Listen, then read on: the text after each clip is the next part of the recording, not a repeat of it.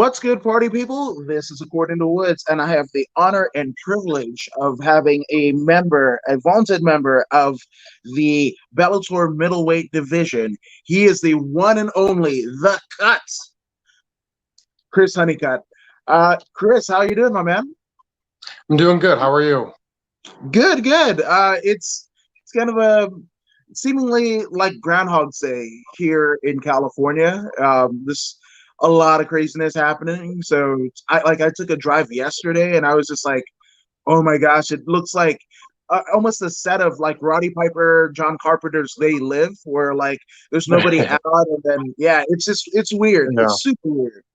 Yeah, I'd imagine it's normally real busy and bumping, and everyone's kind of around, and then now it's like a post-apocalyptic where everyone's just someone sees somebody, they cross the street, so they stay as far away as they can. You Yeah. happen to get one person without a mask on, and they're treated like the plague. Well, it was like people weren't even like people were on so I drove by like downtown LA with like the Staples Center, and there's like a few mom and pops that are essentially kind of going around and doing like patio seating, and Yeah. those are like, I mean, it's almost set up in the street, like it's pretty much overlapping the how does it overlapping Like the sidewalk. sidewalk. Yeah, absolutely. And they've got like freeway pylons to kind of guard it from keeping people from like driving into people and stuff. But it's just like it's really weird. And even that, it's I can imagine the financial undertaking that must be, right? And there's only like six people, like six couples and whatever, so it's like all of 12 people. Yeah, I mean, to run an establishment and have like a capacity of like 108 or whatever, and then now you're limited to running the same business, but you only have like 6, 7 tables, and the overhead doesn't change. So it's hard. I feel bad for the mom and pop stores. I know some of these big corporations, they're getting some financial cutbacks from the government and all that. But regardless if they got it or not, they're already a big company. They can afford to take that hit. Where that mom and pops, I mean, they're just trying to put food on the table each month. No, 100%. And it's a matter of when the first set of like quarantines and shutdowns started to happen, like you saw all of the mom and pop restaurants, and even the supermarkets, not Ralph's or Vaughn's that we have out here, they were being closed, right? But then like Old Navy would be like full on. I mean, there's one maybe about 3 miles away from me, and it's so eerily silent, right? Where I'm at, it was like you could hear the background music of the inside of the Old Navy blaring, as you're going down the street, because there's nothing else going on, and it's right across the street from a big mall, the Americana over here.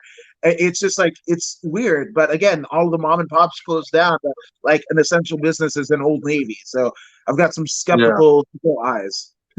Oh, I know. Well, I mean, I don't know about out there, but here, it was kind of like the same thing. I mean, I live in kind of in the country a little bit now, but it seemed like Lowe's become like the grown-up version of Toys R Us. It's like every place is shut down, but then I go to Lowe's and I can't find a parking spot.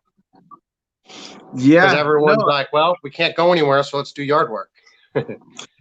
That's literally it. Yeah, I've seen so many like garden restorations, and like one thing that has kind of piqued even my interest is those like tiny home builders. They'll take a $1,500 trailer on wheels, and then just like soup it up and whatever. Again, that's when you're a kid of like the late 90s, early 2000s, we had like Pimp My Ride and stuff like that. So I think like the mini home conversions have become a different iteration of that. Yeah, 100%. Super popular. My fiance wants to get one. I said we can get one, but we're not living in it. Yeah, I mean, assuming everything, gets to some semblance of normalcy, you can Airbnb it if you got parcel of land, you can just put that whatever, and people coming into town, they can just rent it. That's an extra income. Who doesn't want Yeah, an extra income? for sure, definitely. Yeah. So we got Angel Flores on YouTube saying, "Hey, Chris Honeycutt." Oh, yes. And hey, according to us, Angel, thank you for joining us, good sir. But yeah, dude, I want to get into it. So obviously, how did you get your start in combat sports? It's weird, and I know you've got a pedigree of being a wrestler, impresario. So how did you get your start? Yeah, well, to try to cliff note the big story, I always knew I was going to do it. I think it was 2007. I think Chuck. Sorry, I had a phone call to deny. I think it was like 2007 when Chuck Liddell was like, just kicking everyone's ass. And at that time, I lived in North Ridgeville, Ohio, and I'm like, I'm going to do that after I'm done wrestling. But I always wanted to go to the Olympics first and do that because I did wrestle since I was 4 years old. But when I graduated in 2012, there was a 3 years until the next Olympics came around. So at at that time, I was like, well, I'm not going to wait 3 years, and because there was really not much money in wrestling. So I made a phone call to my coach, Coach Tim Flynn, and Josh Koscheck's a former alumni of the same university. So the year going into my senior year, I went out to AKA in San Jose to spend a week out there. I wasn't going to uproot my life and move all to California if I wasn't 100% sure. And they say no matter how much you want to be a fighter, you got to do it you got to get hit to really know if it's in you. There's people I know that have really, really good hands, and they would be good, but as soon as they get hit in the head, they have that flight versus fight. So it didn't work out for them, but I like it a lot. I mean, if I would have known how much fun it was, I would have quit wrestling a lot sooner. Because fighting is kind of like wrestling. You just get to punch the person when you take them down, and you don't have to worry about them just sitting there stalling. And I have a knack for No, kicking the shit out of people. I agree. And it's funny. You were mentioning about um, the fight or flight kind of aspect, right? I think Mike Tyson famously said it. And everybody has a plan until they get punched in the face, and you've Yeah, got a lot of keyboard warriors, so to speak, or armchair quarterbacks like, oh, why aren't you punching him more? I'm like, yeah, I'm trying. Like, I really am yeah, trying. Like, yeah. Fighting you looks know, really easy when you watch it, it does. but It once does. you're in there, it's like once you're, the adrenaline comes up a little bit, and it only takes one punch, so it's not like you get a second chance. It's not the video game where you get to just circle around until your bar goes back up. Yes. But shout out to UFC has a game coming out Friday. So, I mean, we're all going to live vicariously through all of you warriors, while we sit on our butts and eat Cheetos, which is weird. So weird. Now, Jesse Velasquez is chiming in on Facebook. Thank you, Jesse, for watching. He said he's seen a lot of solid gyms close down for good, and it's horrible. And that's kind of a weird one. So, I mean, you're out in North Carolina. What is the scene looking like over there? Well, I'm right there on the border. I'm technically in South Carolina. I'm about 3 miles from the North Carolina border. Um, is the scene as far for like fighting in gyms and all that? Yeah, A lot of like the where the ellipticals and the treadmills and the weight gyms like that, all that just opened up. I think a couple of weeks ago. I think they're running at 60% capacity or 80%. My MMA gym, I believe, is up and running. I know the pro team still goes in at normal times now. I know like the YMCA's they're all open. I think they're at 80% capacity, but no, it's a shame that because the sport's hard. I mean, you see people think that there's all this money in it, but in fighting, there's a few that make a ton of money, but as far as a gym aspect, I mean, really, it's not the fighters that keep the gym afloat. That's kind of like what draws the customer, and it's their it's their clientele is what keeps the lights on. And when the states or the government puts these restrictions, that causes problems for gyms, especially MMA gyms, because it's not like you can stay 6 feet apart and work out. It's a total contact sport. I know in the beginning we'd have like 20 guys in the gym, but there'd be like groups of like 4 or 5. So even though the gym's full, we kind of separated into smaller groups so that every day we're really only coming in direct contact with a few. But we're pretty much working as a whole team now again.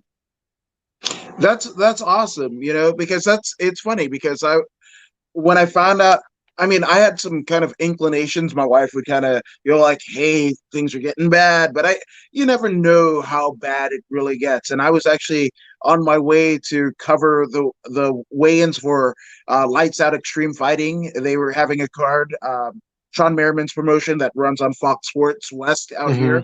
And, I was at the weigh-ins and it was just like, there was nobody there. And I had just talked to one of the promoters, Steve Bash, like the day before. And he said, yeah, come down. And I got to the ballroom and like, there's no cage set up, nothing like that. And, they had 2 title fights, big title fights. And it was just like, what's going on? And then I looked at their social media and like 18 minutes before, the governor pretty much shut everything down, and wow. like me, I grew up a fan of pro wrestling, right? And the only, I guess, grappling competition other than 5 that gives out title belts is Naga, right? And I wanted a Naga belt, so I was going to continue training at 10th Planet Pasadena in Pasadena, California. And then it just, like, it's one thing to strike, but jiu-jitsu or any type, jiu-jitsu, catch, judo, I mean, you can't punch the bag in those. That's something that you actually have to have a person. So that might be the weirdest thing that goes by the wayside during all of this. In terms of combat sports. Yeah, no, I completely agree. I mean, even when you saw when the UFC and Bellator started doing some fights without the fans there, you could tell that some of these fighters, they just didn't look themselves, and I believe a lot of it had because they were under. Their gyms just weren't. It's hard because you can't just. I know a lot of fighters they go like to a boxing gym for their striking, and then they go to a jiu-jitsu gym for their jiu-jitsu. Then they have like their home base MMA gym where all the fighters kind of come together and work out. But then because of the whole virus and the restrictions, it's like, well, now you show up, maybe they still have everything, but then they show up at the gym, but there's only 3 people versus 20. So everyone looks they look like rusty. Or they just put on a little bit of weight because I don't think anyone was doing anything for about a month. I know I put on like 4 or 5 extra pounds that I shouldn't have. Well, it's off now, but yeah, no, absolutely. But I mean, you want to add a 0 to any one of those numbers that you just mentioned? That's probably me right now, and I'm not proud of myself, but it kind of happened and whatever. Got some kettlebells that I'll probably throw around today, but it's just the name of the game, But in terms of the name of the game, right? So obviously, going from Ohio to California, that has to be kind of a weird one, right? Like a total culture shock, right? So, I mean, how was that? It was long. It's the farthest away I've lived from my family for a while. I was born and raised mostly on the I would say like West 130th of Cleveland, and then we actually moved. My dad got a position in Boston, so I lived in North Andover for a couple of years and up in New England, and then we came back so I could finish college or high school at St. Ed's, my junior and senior year, and then I went to Erie, Pennsylvania for 5 years for college, and then I went from Pennsylvania to California, and then out California to South Carolina because my parents and family live in the family companies in North Carolina. So yeah, I mean, it was definitely a culture shock, but it wasn't. I was kind of used to it because I moved around a little bit. I would say New England was more of a culture shock than going to California, just because a lot of people in New England are all from New England for several generations, and then with the accent, and I mean, it's just it's. I mean, by all means, I loved it. It's very beautiful up there too, but California was nothing compared to that. Yeah, that's one thing that I guess we don't get if you've lived in other places. Like the East Coast definitely has that, where such a generational culture, right? You know, somebody does something in their family, whether it be baker or fire person or any litany of things, right? And then the son, the grandson, every like four generations will Yeah, do that thing, or four generations will live on that block, right? Which yeah, it's kind of, yeah, it's different. yeah. I mean, there's some friends I keep in contact with, and it seems like from them to their kids to their great grandparents, they all kind of were in like this 10-mile bubble. And they just, I mean, there's nothing wrong with it. I mean, my mom and dad are high school sweethearts from West Virginia. As soon as they turned 18, they went to Cleveland, Cleveland to Boston, Boston back to Cleveland, to North Carolina. I mean, but if you look beyond my parents' generation, they're all kind of still in West Virginia. I mean, some went to like Virginia, but just over the side of the, with still within like 100, 150 miles. Wow, that's crazy, and it's just, I don't know, that but stuff like that, right? That gives you a strong sense of self, right? A strong sense of determination, regardless of whatever. I mean, I moved around a lot as a kid as well. Different states. My mom's from Fiji. We lived there for a bit. And at times it can be a bit difficult to transition, right? Into just social life, understanding social norms. There was a point where we lived in Georgia, like away from Atlanta, and then moved to Inglewood in 1995, Inglewood, California. And it was just, Yeah, that was the culture shock. that's a huge change. It's a huge Yes. change. I almost Yeah. we almost moved to Atlanta. Well, first we almost moved to Hawaii, but that fell through. And then it was Atlanta. And then I think my dad at the last second turned that position down, which shot us up to New England. But I have extended, well, my brother-in-law has family that's down in there. So I was down there at American, not American. Well, I was down in Florida for the American Top Team, was one of the gyms. But then I went down to American Top Team Atlanta with The People Brothers. Lima's gym down there. I spent a Yeah, week yeah. there. But again, that's the way that those gyms are. It's just to go every day, I'd be driving like an hour from one gym to another, and the cost of living there is pretty expensive too. So Yes, it can be. It can be. But I mean, again, it just kind of sowed the seeds of, like, again, the determination of one Chris Honeycutt. Regardless of wherever you were going to, basically ply your trade and succeed regardless. yeah, yeah, no, completely. I mean, you gotta you gotta play your hand the best you can. I definitely see moving when I was a kid was much more difficult than now that I'm an adult. But I'm also not saying goodbye to all my friends that can't come see me because they're kids and having to start over. Where now it's like, well, if you want to hang out with me, you have a job, get a plane ticket, come visit.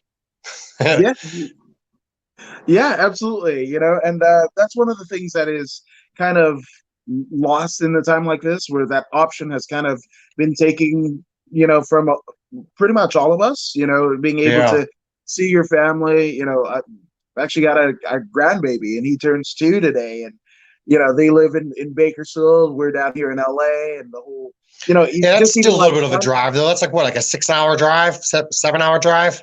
actually, I mean, from where I'm at, it's like it's two. We can make it in two, just straight up the 5 to the 99. But even still, it's just like LA County versus Kern County and restrictions and all that jazz. And Yeah. they've even got like checkpoints, from county to Oh, county. really? It's that bad, huh? They're not. You just can't. You can't travel freely without. I thought it would There, be just like the establishments, more or less like getting gas. Like when you run out of gas and you have to go to the gas station. Like I feel like that yeah, would be like the issue, not so much the you driving on the highway. yeah. So I But mean, it's just weird. It's just weird. So wow. we're all kind of sacrificing, right? But I mean, you get to California, right? And in terms of finding gyms, I mean, you mentioned cost check. So was the Dethrone base camp in Fresno, was that the first stop, or did you have a feeling out process? Right out of college, I went to well, not right out. Well, right out of college, I went to Fresno, but the going into my senior year, he wasn't at the Throne yet. I mean, he had a Dethrone gym, but that was pretty much more of like a client-based gym. He was doing all of his camps, and he was staying in San Jose to train at AK at the time.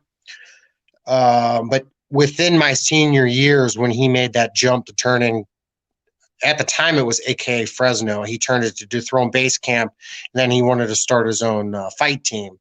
And then that's when he had the falling out with Javier. And instead of me continuing to go to San Jose, I followed Josh. Well, I didn't really follow. He moved, and then I just went to Dethrone instead. Only because the cost of living in Fresno is a lot cheaper than San Jose. Looking back on it now, I probably should have just went to San Jose because I would have paid more for a house. But within that 7 years, I would have made like 400% on it because the houses were, I think they were like 300, 400,000, and then now they're like $1 million homes. Wow. Yeah. And again, you kind of highlight, like, oh, well, it's only like an hour or two away, blah, blah, blah. But like, almost, anywhere you move, the cost per square foot, can increase considerably or decrease considerably, and it's just, Oh yeah. those are things that you guys have to, kind of go through the mindset of process. It's not just finding a good gym that you jive with and they jive with you well, but also the fact that, hey, can I live here? Can I feasibly live here?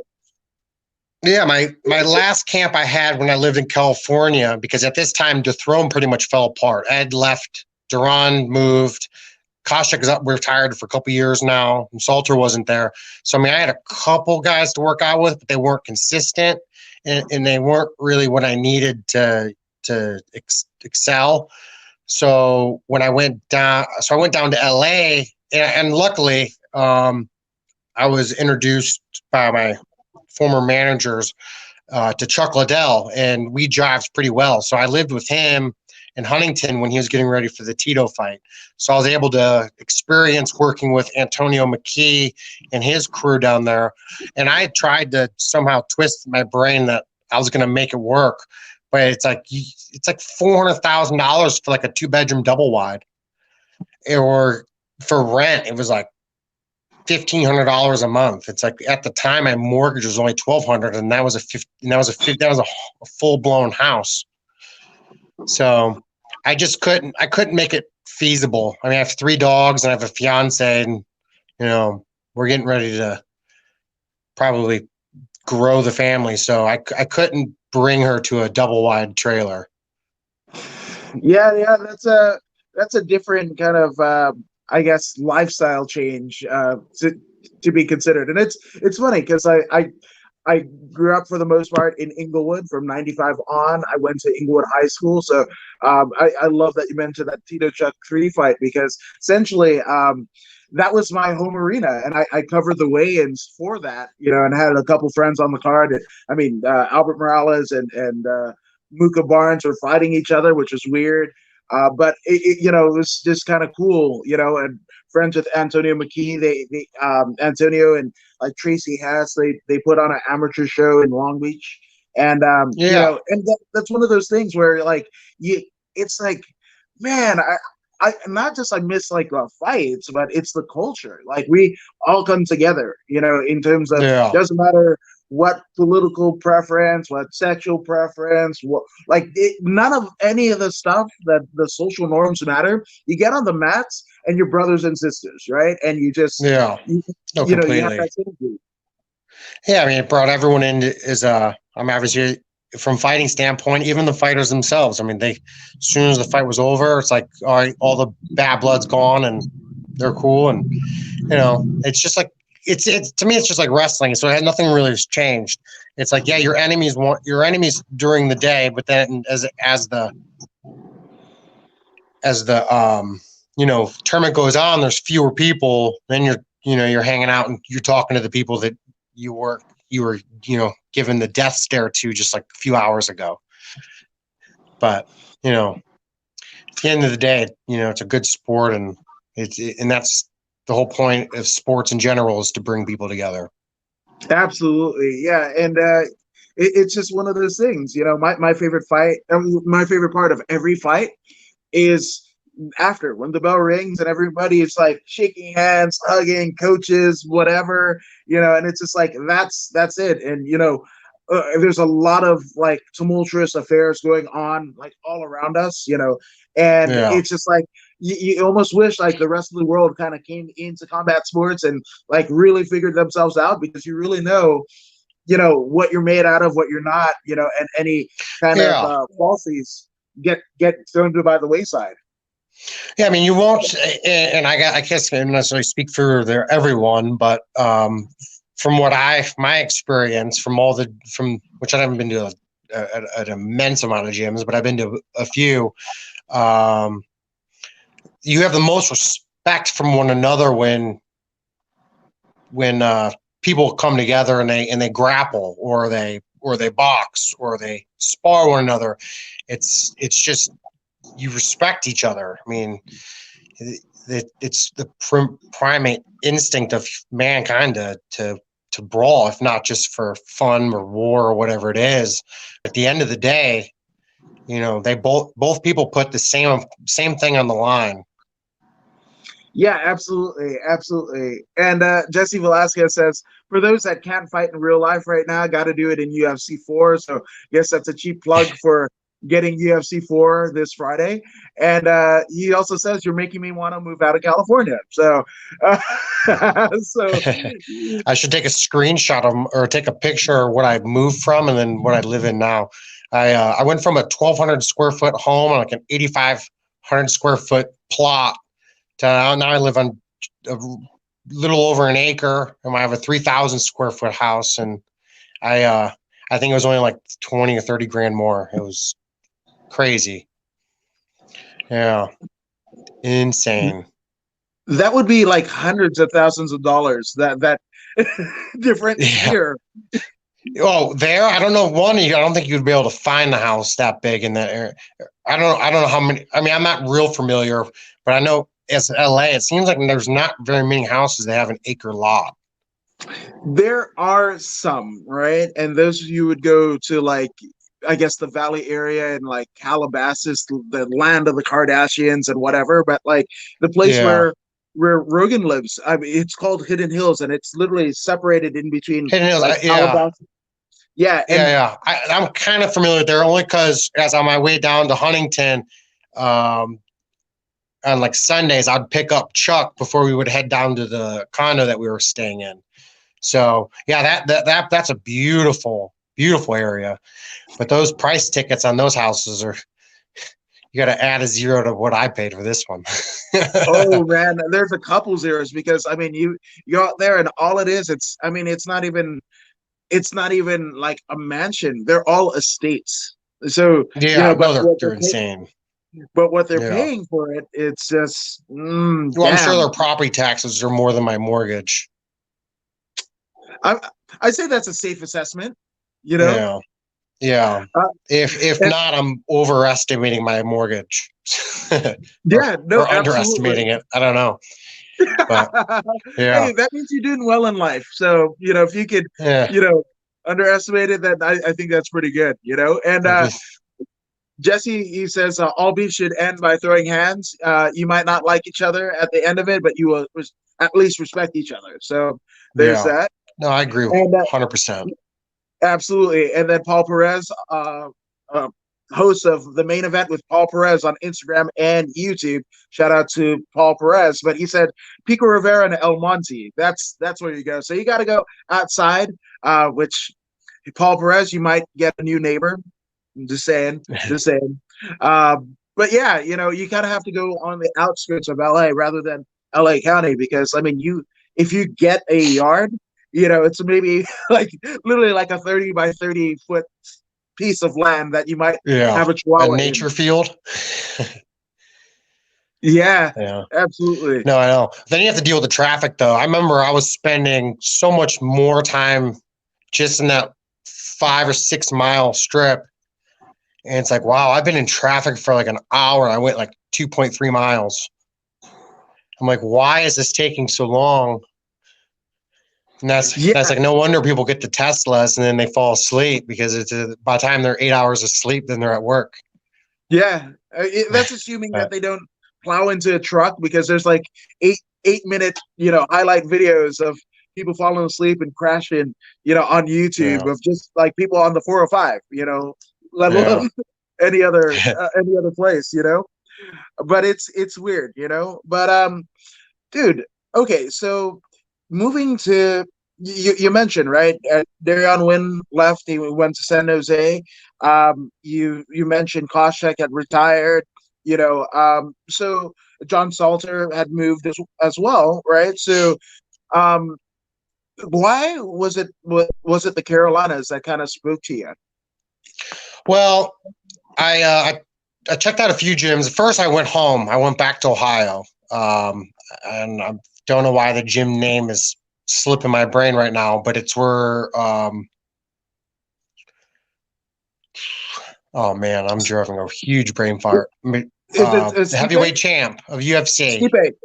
Stipe. Stipe. Yeah, So Stipe a strong style. at his gym. So I checked out that gym just because I was born like 2 miles from the gym, and then I spent most of my time there. That's where all my childhood friends are.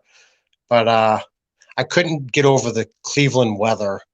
It's so gloomy and cold, and um, so then I went down to Georgia and I checked out uh, Lima's gym. And I've already been to Florida and checked out American Top Team, which they have probably like the best gym in the country as far as like the facility itself. Between like the ice baths, they got dormitories for the foreign people that come out and do their camps there, and they have like I don't know enough room to put like 30 octagons. Uh, but again, that Florida's expensive as well. And then two of my three dogs are pit bulls, and Florida is like it's very spotty on where they even allow you to have a pit bull. They're so like anti pit bull that's like, well, if we walked it in certain neighborhoods, we couldn't, and in other neighborhoods, we'd need muzzles, and then some neighborhoods we weren't allowed to have them unless they were licensed. And but my family all lives in North Carolina. They're about a half hour, 40 minutes from me, which luckily I was able to make the move when I did because I'm sure moving across country is much more difficult this time than it was a year ago because of the Corona thing. And luckily I'm able to see my family now because if I was in California still, I'd be going on a really long break before I'd be able to see them because I'm not sure if I would have been able to fly across country or not. But yeah, I mean, I chose Jimmo's because there was a couple young guys that really worked hard and I saw potential. And I checked out, obviously, I did my homework. So I checked out a few other gyms after I visited here. And then I made the decision me and my fiance made the decision that it's best for us to come here. One, it's more affordable. Two, we're closer to home. Her mom ended up moving down from Pennsylvania, and her dad's still in Pennsylvania, but it's only an 8-hour drive versus a 13-hour flight or whatever. So, and you can get there in $100 of gas versus $1,000 plane ticket too. No, 100%, 100%. And I'm glad, because after kind of going around and feeling things out, the fact that you have a place that, works so well with you and your career, and then synergistically with you and your fiance, that's you usually have to sacrifice one of the two, to get Yeah. the other. And you found a place where you don't have to do any of it. Yeah, I mean, the gym's moving along a lot faster than I thought it was going to. And I figured if there's anything, the sacrifice, if I had to pick a sacrifice I had, would have been the gym, because it was a young group. There was no real big names. I mean, other than Salter during camp coming in 2 or 3 days a week when he's in camp, and then he comes every once in a while. I mean, I guess that would have been the sacrifice. I didn't go to the gym where there's 50 UFC fighters. There's like 4 or 5 that come for camp, and then they leave when they're not in camp, and then they just come in every once in a while. But Impa winning last night and getting a UFC contract, I mean, I figured that would have been another year or two away. But he works hard. I don't think there's a time where I walked into the gym that he wasn't either already there or was walking in with me. So he's and that's one of the big reasons why I came. I mean, we're the same weight, and he's and he's younger, so he keeps me young. I mean, I'm not old yet. I'm 32, but when it's the youngsters that have the energy that will keeping me on my toes, because he's getting better as I'm more or less, I don't say teaching, but he's learning a lot more from me now, and he's catching up. So it's keeping me motivated. I'm a very competitive person, so I don't want no one to be better than me. Yes, especially you need that extra bit of motivation, especially in the times where like the aches and pains, of being a combat sport athlete kind of come, and you're starting to feel it, but Yeah. then you look at the other end of the mats and you see this young gun, doing the stuff that you did 10 years ago, and you're like, I can show you. This is the way to do Yeah, it. yeah. Yeah, no, completely. Completely. And then he's texting me too. He's like, "You going in?" I'm like, "I'll be there a half hour early." I'll be there. Oh God. So we Yeah. both motivate one another. So I think he'll do well. I told him on my visit, I'm like, regardless if I come here or not, you got a bright future with this work ethic. And at the time he's only 23. So I'm like, that's insane. To think that he never grew up doing a sport or combat sport and is able to pick it up so fast is great. Yes, it's a phenom. It's definitely a phenom. Now, obviously, I mean, you're signed with Bellator right now. No, Um, I am not. oh, you're not. Ooh, No, they I guess in the article they mentioned they released me. I was trying to get out of the contract. They weren't fighting me enough. I mean, nothing against Bellator. I love them. They took care of me for a long time, but at some point they just, I guess, not that I was necessarily a priority ever or whatever, or however it works, but was always asking for fights. In 2016, they gave me 4 fights that year. I was super pumped. But then there was a time where they're only fighting me every like 9 months, and living in California with the living costs out there, that became. I mean, I was living pretty much paycheck to paycheck. I was saving a little bit, but not enough to really make it worthwhile, because you can't fight until you're 60. I figure I probably got a good solid 5-7 years left, maybe, and that's if I'm pushing it to 40. And then I either have to get a real job or a normal job, or I need to have enough money saved where I can make the money I make in fighting. I can invest that into something like a gym, or to continue making money or earning money. So I was able to get out of that contract with them, and then I signed a contract.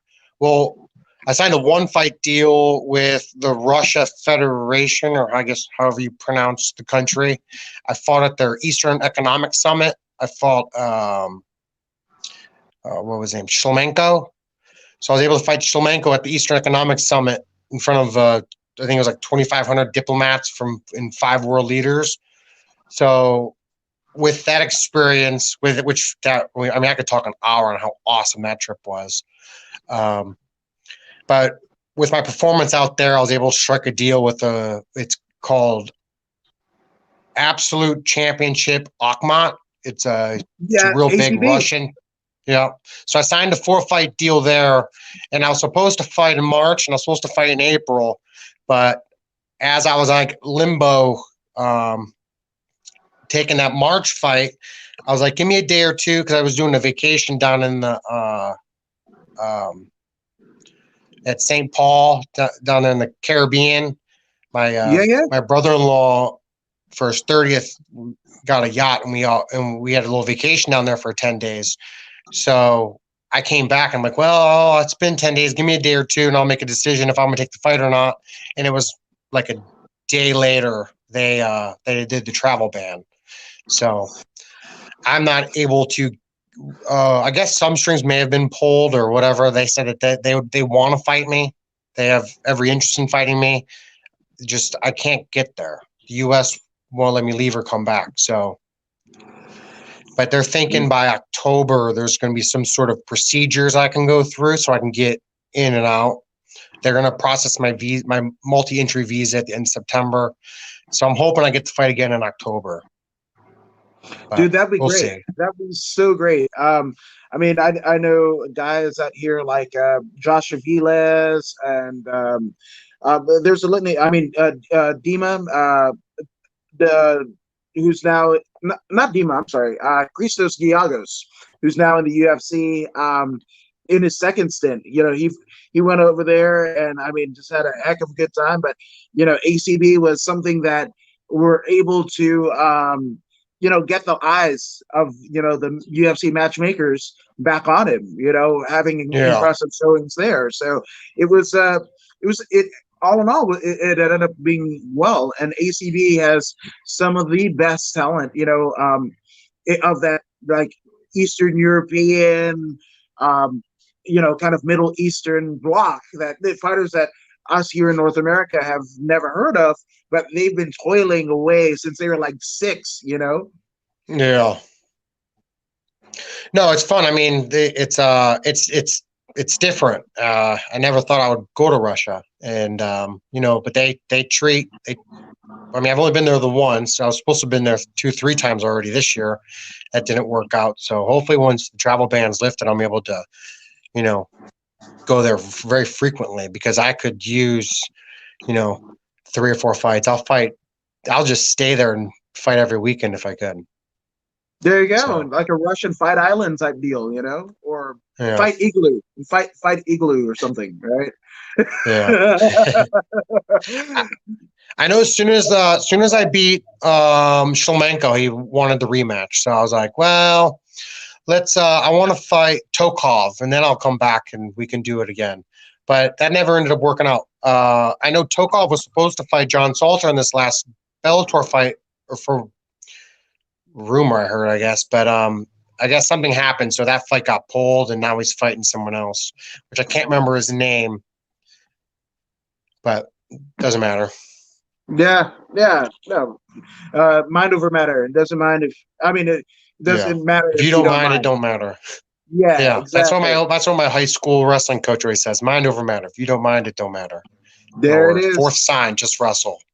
But you'd have to be a St. Ed's grad to know that, the fourth sign. Yeah, he's a wise man, that guy.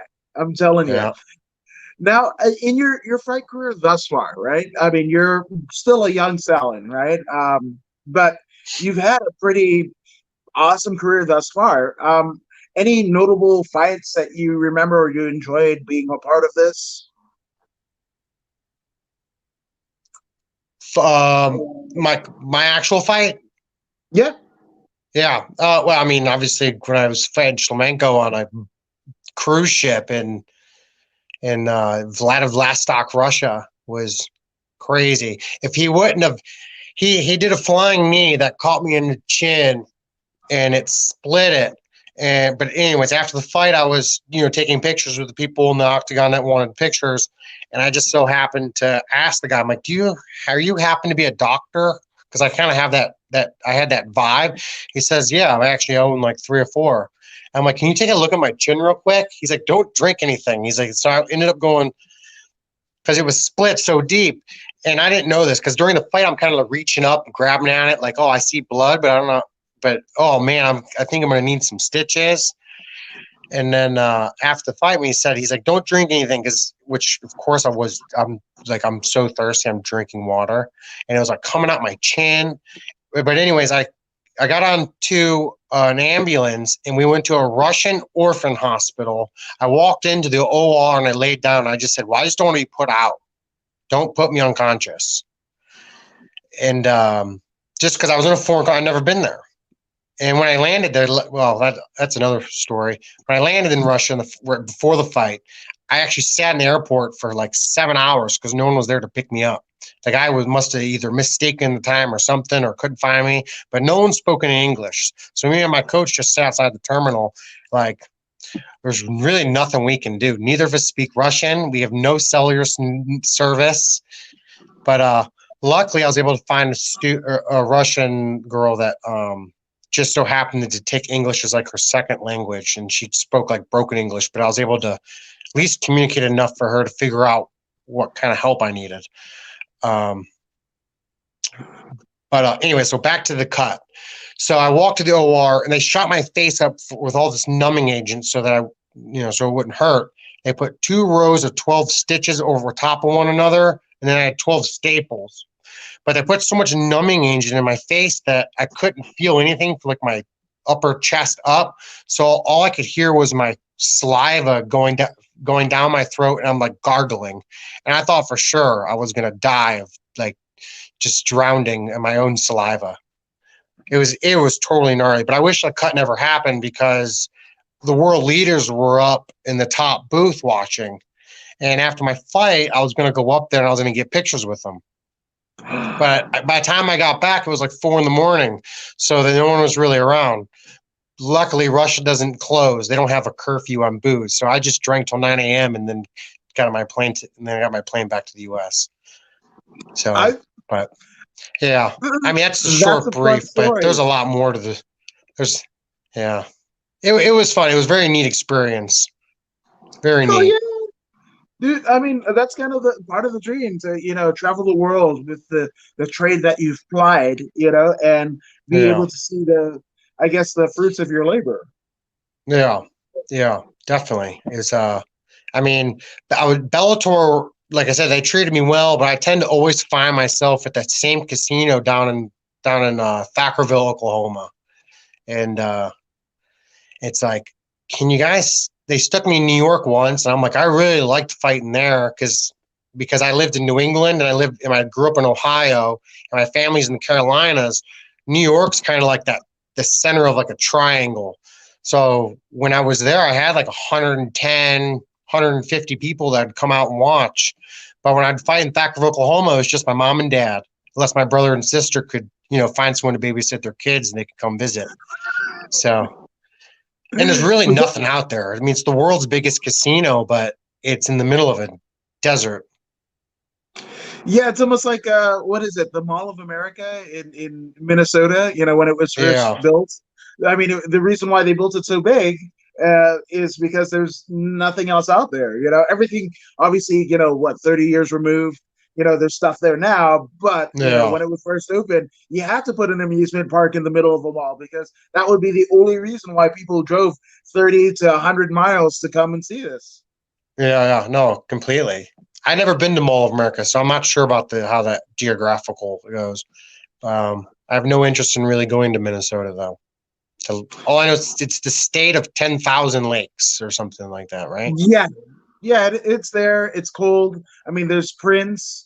Prince came from there. Oh yeah, and if you're a wrestling fan, the AWA of the '60s into the '80s, they had wrestlers like Vern Gagne, who's a former Olympic alternate and everything like that. So I think that's it. Jesse Ventura, Target. That's pretty much what I know. It's like 4 things. Yeah. Yeah, I never been there. I know my dad was there and drove over that highway. I can't remember the name of the highway, and it was like 3 or 4 hours later, the bridge collapsed. That was I think that was like 5 or 6 years ago now.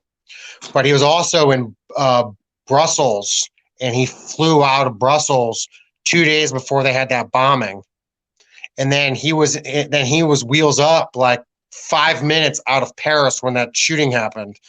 I'm like, Dad, you got to quit traveling. Yeah. It seemed like Ooh. every place he would go, or just before, it's like he would be like just lucky enough to miss it. When he came, because he's a dual citizen of China as well, because he travels there so much for work. And on his last trip back was like right when they started talking about the outbreak of the coronavirus in Wuhan. And I'm like, Dad, how far away is Wuhan from where you are in China? He's like, oh, it's probably a 4-hour flight, maybe like a 15-hour drive. It's not a. He's like, I was far enough away. And Okay. it was like a week later. It's like this, global pandemic. Yeah. Luckily for the world, though, it wasn't anything catastrophic. I mean, not saying it's not something to be taken lightly, but again, it's not like SARS or Ebola where the death rate's like 100%. It's Yeah. it's a very good chance you'll survive of having it, but you know, I was Yeah. like, you escaped again, Dad. But There he you hasn't go. been I mean, back since. I see. I thought I had it bad because went to Fiji in '87. They had a huge military overthrow and coup, and Uh then went huh. in '92, and then there was a big hurricane. Right. So my family were like, "You Americans just stay that way. Just keep there." And even my mom went in 2000. And they had another coup. So her sisters were like, "Just stay just stay in America. Just don't do this." Yeah, But your dad is probably the international man of mystery. So yeah, it's crazy. Yeah, I mean, it's part of his job. He travels a lot. He's probably in other countries more than he was in America up until the virus. Now he's been here. I'm like, Dad, so how's it feel to be grounded? Because there's probably like 10, 15 years. I mean, it seemed like every other weekend, if it wasn't just Canada or Mexico, it was, you know, Germany, Australia, mainly China. But, he's always traveling. So, hey, but it's traveling good. He's man. home now. So I get to see him a lot, which is awesome. That is awesome. That is awesome. But I mean, speaking of awesome, dude, you in your illustrious career thus far have built up quite a following. So what would you like to say to your supporters, your fans that have watched you in your career thus far? No, I mean, I really appreciate, all the support my fans and friends give. And, I'm always willing to reach out. And I know a lot of people send me on Facebook. They message me wanting, autographs or this or that and the other. And I do my best to try to remember. So I do mail them out and send them. I mean, I have a lot of respect. I mean, obviously, the fans are what drives the sport. Um, I guess if there's any favor I could ask, they could start tweeting the heck out of some matchmakers and promotions to try to boost a little bit of my stock price here. I don't know if this. I'm praying I can fight for the ACA in October, but if not, it's like I got to make a living too, and I haven't fought in 2020, so I'm at a $0 income.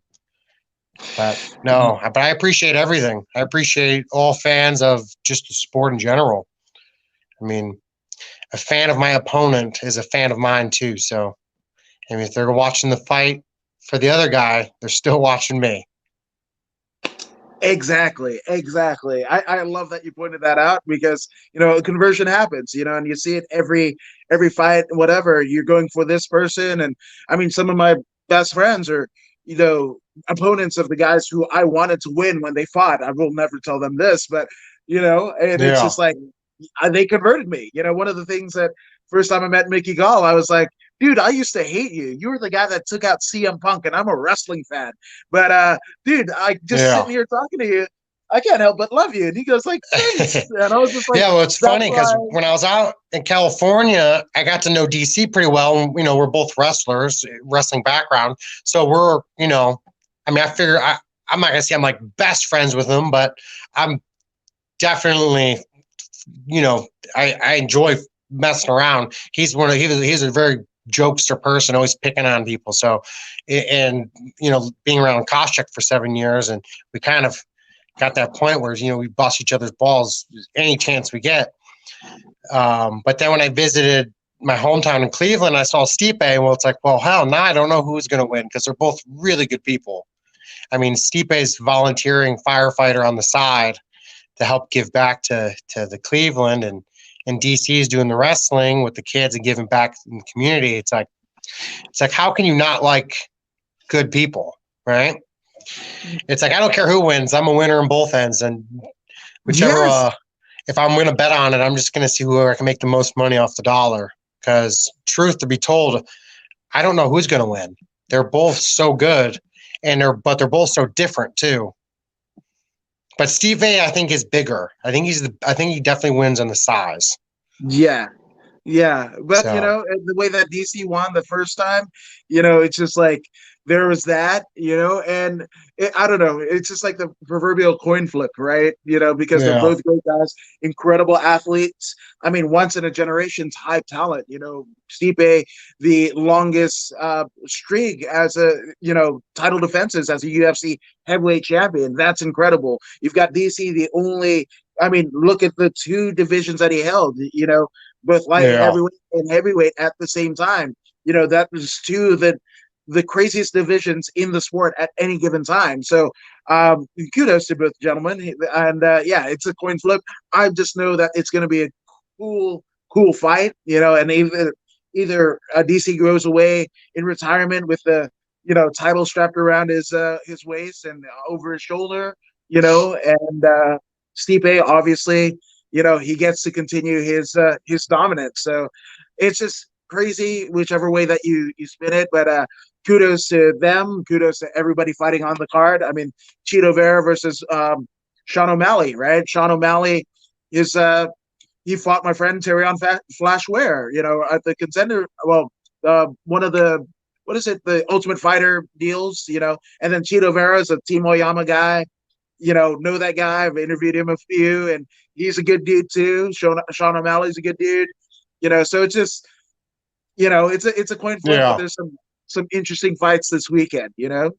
But obviously, to for those who want to see Chris Honeycutt, the Cuts in their favorite promotion, and how they get in contact and can tag you in their contact with all of the promoters at large, where can they find you on social media? Oh, I'm on Facebook or Instagram and Twitter. It's Chris the Cut. And then obviously on Facebook, it's just Chris Honeycutt. But yeah, no, I look forward to hopefully a lot of people reaching out and getting in contact with me, and I keep poking Scott Coker and to get me back into the Bellator, or Dana White to give me the UFC. I'm not the youngest guy, but I'm also not old either, and I've had 13 and 2 or 3. I don't know. I had one real loss. In my mind, Thackerville took 2 of my losses from me. It was I think my closest fight that I lost was against Rafael Lovato. I had a couple judges that weren't judging that scorecard that said that they would have had me winning the fight just because I had more aggression and ring control. But I feel like I can compete with the best of them. I mean, I went down to American Top Team, and I'm not going to drop names because they're good people, and I'm not going to talk crap on them. But I give a lot of them for a run for their money, and halfway through the week, they're wanting to work with me because it's to be the best. You have to grab the best and work with the best. So it's it's exciting. Hopefully 2021 is my year to come back and making a statement. Dang right. We can't wait to see it. But for According to Woods, he is the Cuts. Chris Honeycutt. We are out. Thank you guys for watching. Thank you guys for chiming in. Thank you, Chris, for being here. And Thank you guys you. all have a great day. See ya.